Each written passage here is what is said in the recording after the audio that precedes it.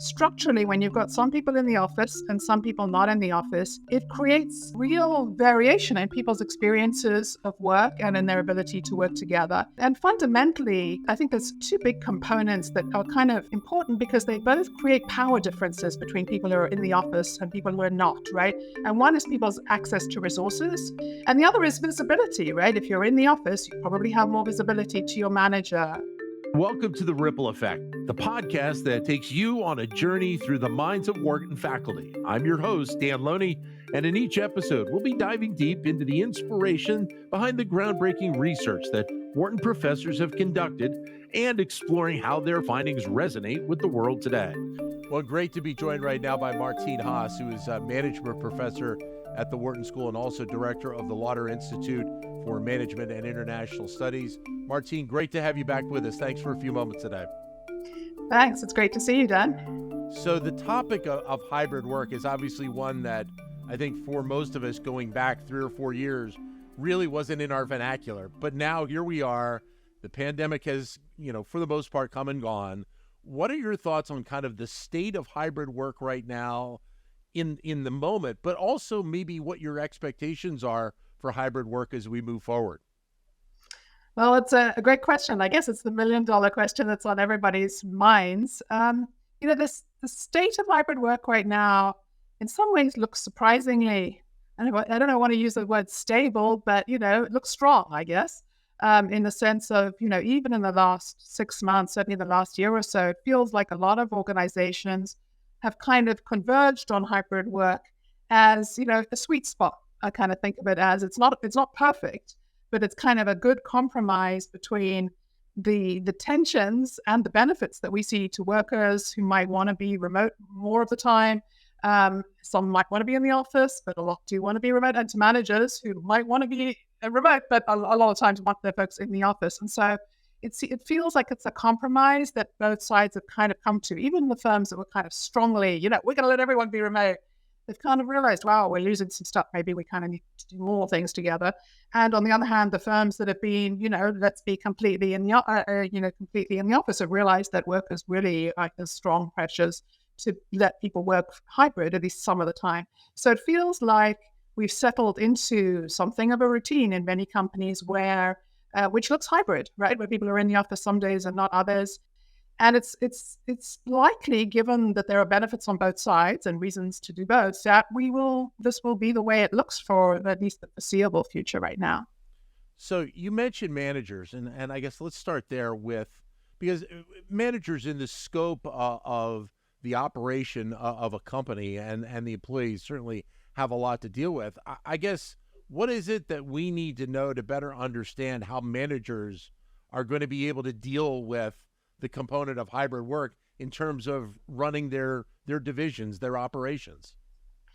Well, there's a lot to know, I guess. But, I think one really fundamental underlying thing that we need to recognize, because it affects so much else of what happens, is that structurally, when you've got some people in the office and some people not in the office, it creates real variation in people's experiences of work and in their ability to work together. And fundamentally, I think there's two big components that are kind of important because they both create power differences between people who are in the office and people who are not, right? And one is people's access to resources, right? The resources are whether it's the photocopier or the manager's ear or it's support or advice from other workers. You have more of those resources if you're in the office with other people, usually, than if you're at home. This is assuming some people are working from home and some people are in the office, at any given point in time. And the other is visibility, right? If you're in the office, you probably have more visibility to your manager. Probably your manager's in the office too, but even if they're not, other people are seeing and, hearing your work, and it's more obvious what you're doing. And so resources and visibility matter because they're bases of power in organizations, right? People who have more of them tend to have more power.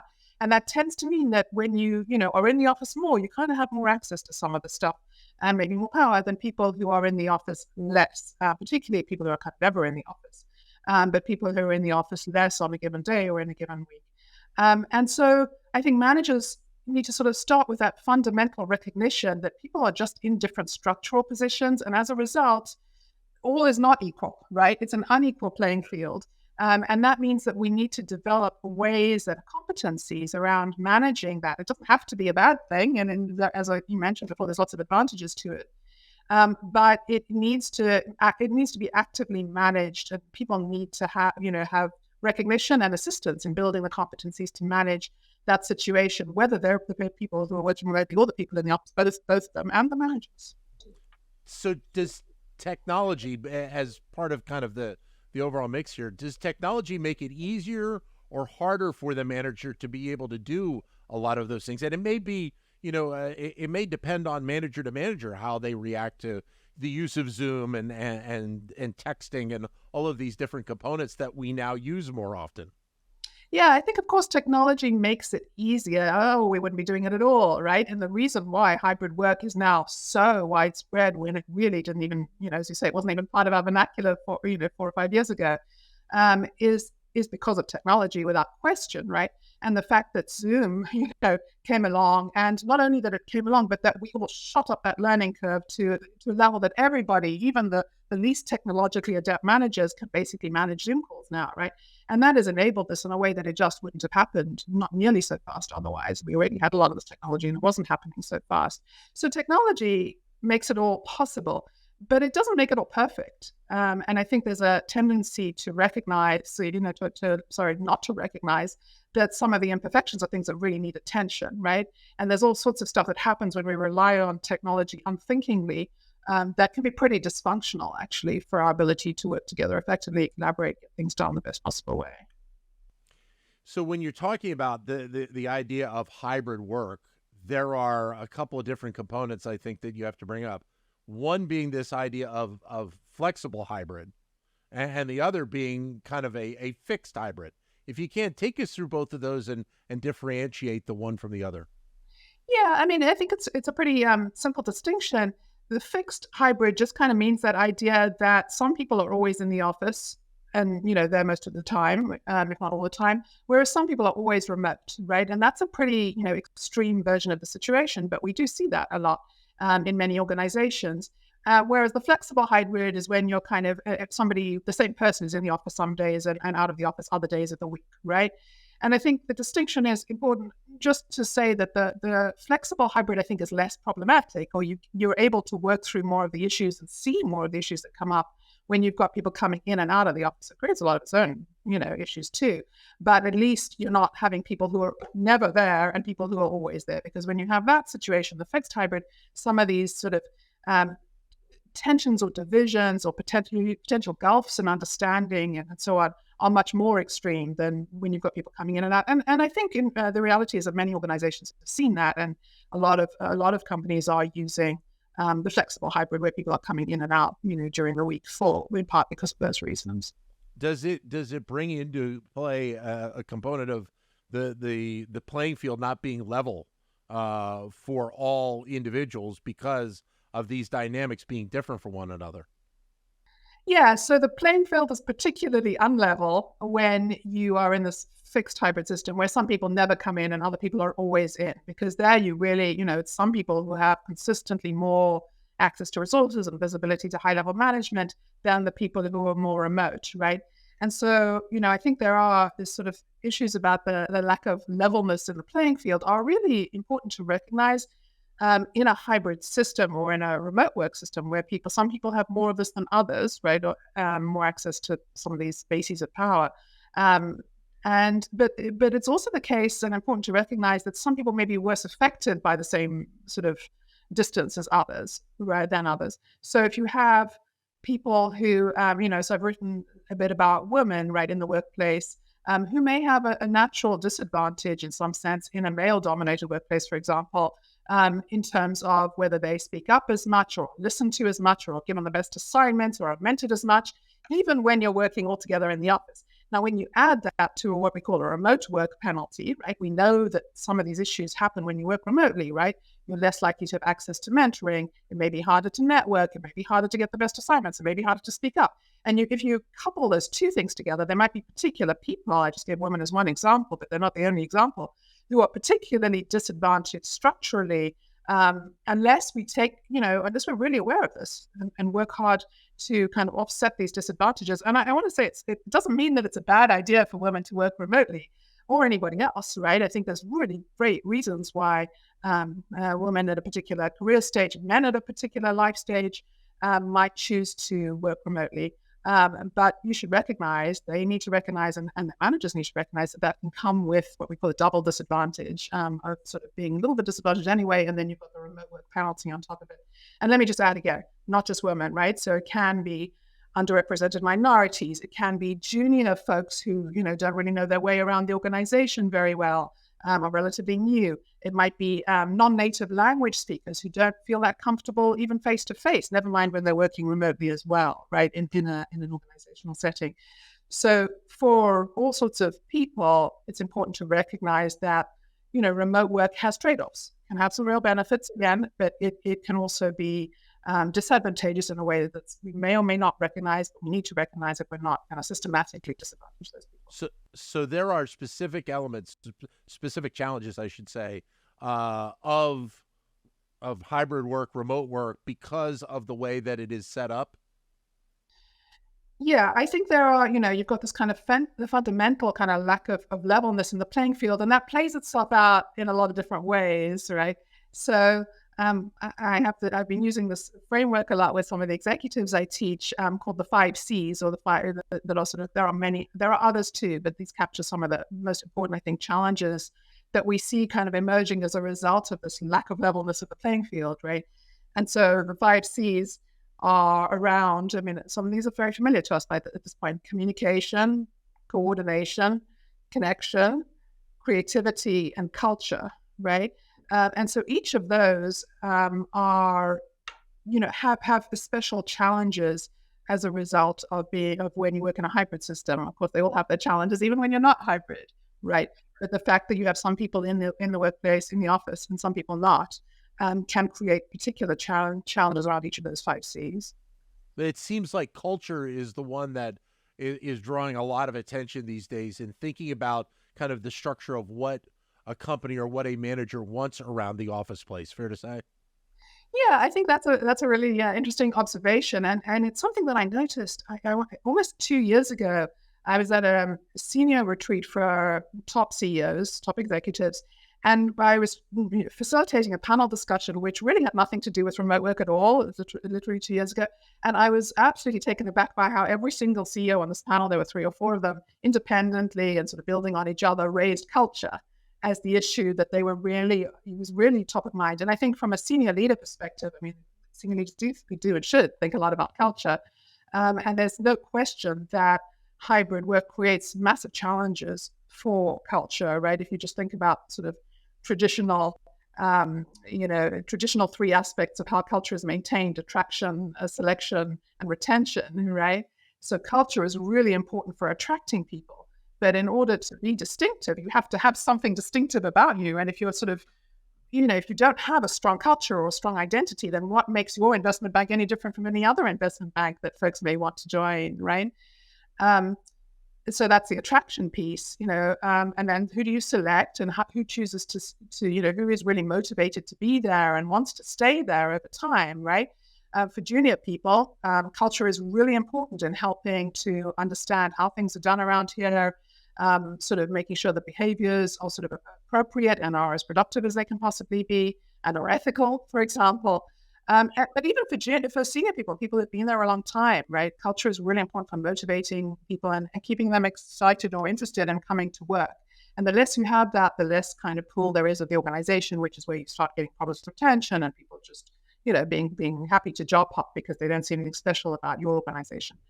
So culture is, has all these different ramifications. Let me also ask you about the component of connection, and how you see that playing out as well, when you're talking about the success. I guess it could probably be on a variety of fronts how connection could end up having an impact. Right. So connection is partly technological connection, right, and sort of logistical, how easy it is for us to just do handoffs and stuff like that. But of course, the big piece that we've seen and increasingly become, we were pretty aware of it as soon as it happened in the pandemic, but it's persisted, is social connection, right? And so the ability to socially connect is an enormous part of what happens inside organizations. And that has big advantages. It has disadvantages sometimes. We all know, some of the social connections at work can be pretty, not really always good. And sometimes we don't like being face to face with our bosses. And sometimes we don't want to go for drinks with our colleagues and all this kind of stuff, right? But there is something about that social connection and belonging that you get from interacting with people face to face in a non-work capacity, but just chatting in corridors. That is really important to people's mental health and well-being. It's part of what we've discovered, right? And like without that, people can sometimes get, really lonely or bored or not motivated by their work. So there's that piece of it, but there's also connection is also really important, and it kind of connects with culture a little bit that way for innovation, right? And so one of the reasons why, a lot of tech companies care about having people in the office is because it's those random connections that people make in the workplace that can lead to new ideas sparking, right? And it's the fact that I happened to get chatting in the elevator to somebody who was wearing a badge from a different group, and I realized, oh, what do you do? And they start chatting, and then I realize there's a connection, right? Or maybe it's, in the cafeteria line.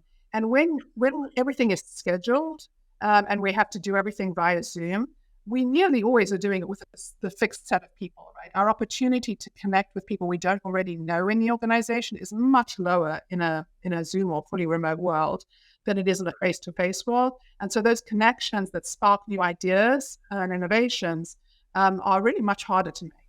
How do you think then the role of the manager kind of is able to deal with those 5 C's so that they can make the best of what is not a bad situation, but it brings forward kind of more of a tenuous situation?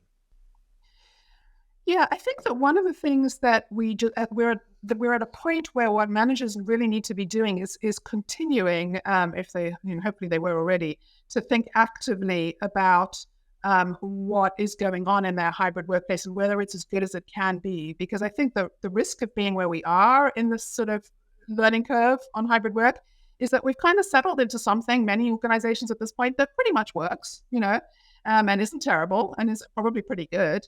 And it's very easy to just kind of say, okay, let's get on with this now and do the work and try to normalize, right? And not to realize that we may not be doing as well on one of the 5 C's or something else related to hybrid work that I haven't mentioned, like rewards or incentives, right? That we really need to pay attention to. So I think it's really important at this stage for managers to be taking the time to evaluate and review where they are, for example, on the 5 C's, right? And, it can be as simple as going through a checklist of, let's give ourselves a grade, right? Maybe I do that as a senior manager, or I have everybody on my team also do that. And let's see if we agree, right? Are we, great on, communication, on coordination, on connection, on creativity, and on culture? Or do we see areas where we, there's room for improvement? And if so, we need to take a step back, brainstorm, think about what we can do better and try to implement that. And then, review that another 6 months down the line. But sort of settling into a pattern that's potentially suboptimal, I think is a big risk of where we are, given how exhausting all these transitions have been in the last few years and the fact that now things are pretty, relatively stable. And so they stay that way. And it probably makes it a challenge for the manager to try and make the workplace as fair as possible for everybody because of all these dynamics. Yeah, and so being aware, which means it's hard to be aware of everything all the time, right? But at least sort of scheduling in, every couple of months or every 6 months at least, let's review how people are feeling about where they're working and whether that's still working for them. Maybe they want the option to change, because we know people's circumstances always change throughout their lives, but also particularly in the last few years have been changing regularly, right? And then asking people, I think, and observing and asking managers, do people have the skills they need to be working this way, right? And so and that kind of goes back to this idea of hybrid competence, right? So if you are, depending on where you are, in the office or working remotely, or you're a manager, you kind of have a different set of responsibilities related to trying to build hybrid competence, right? I think the important point here is it's not just about the person who's working remotely, right? It's not, the burden is not only on them to make sure that they speak up and are heard and are listened to and are represented and are able to make connections and everything else. They have for sure a responsibility to do that, need to recognize that. But it's also the people who are in the office who need to make sure that they are including the people who are working remotely and making space and time for them in the conversations and not leaving them out of important or even minor decisions, which is obviously something we can easily do when people are not around, right? And so it's the people who are working remotely, it's the people who are in the office, and then it's the manager, whether it's of the team or of the organization, who needs to keep the whole thing in balance and ensure that both sides are doing that and kind of intervening as needed. To make sure that, everybody is kind of where they need to be. Martine, always great to talk to you and get your insight. Thanks very much. All the best. Thanks, Dan. Great to talk to you. Take care. You too as well. Martine Haas, Wharton Management Professor and also Director of the Lauder Institute. Thank you for listening to The Ripple Effect. We hope you found this episode informative and engaging. Don't forget to subscribe and leave us a review so that we can continue to bring you the best insight from the Wharton School.